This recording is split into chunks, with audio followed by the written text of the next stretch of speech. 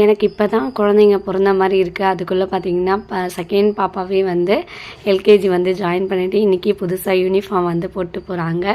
காலங்கள் எப்படி ஓடுது அப்படின்னு சொல்லிட்டு தெரியல. ஏதாவது செஞ்சுருக்கோமா அப்படின்னு சொல்லி திரும்பி பார்த்தா எதுவும் செஞ்ச மாதிரி இல்லை. ஆனால் பார்த்திங்கன்னா காலம் மட்டும் வேகமாக ஓடிட்டே இருக்குது. அதுவும் இந்த குறிப்பாக வந்து பார்த்திங்கன்னா இந்த 2024 25 எப்படி போகுது அப்படின்னே தெரியல. டக்குன்னு இப்போ தான் பிறந்த மாதிரி இருக்குது. அதுக்குள்ளே ஜூன் ஜூலை வந்த மாதிரி இருக்குது.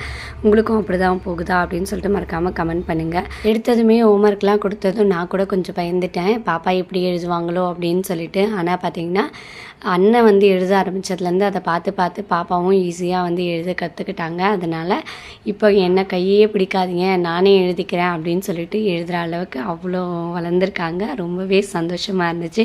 உங்கள் பசங்களும் அப்படி தானா அப்படின்னு சொல்லிட்டு மறக்காமல் கீழே வந்து கமெண்ட் பண்ணுங்கள். தம்பிக்கும் ஃபஸ்ட் ஸ்டாண்டர்ட்லேருந்து புது யூனிஃபார்ம், ஸோ அவரும் போட்டுட்டு கிளம்பிட்டாங்க. யூனிஃபார்மில் பசங்க எப்படி இருந்தாங்கன்னு சொல்லிட்டு மறக்காமல் கமெண்ட் பண்ணுங்கள். இதோ நெக்ஸ்ட் வீடியோவில் பார்க்கலாம். பாய்.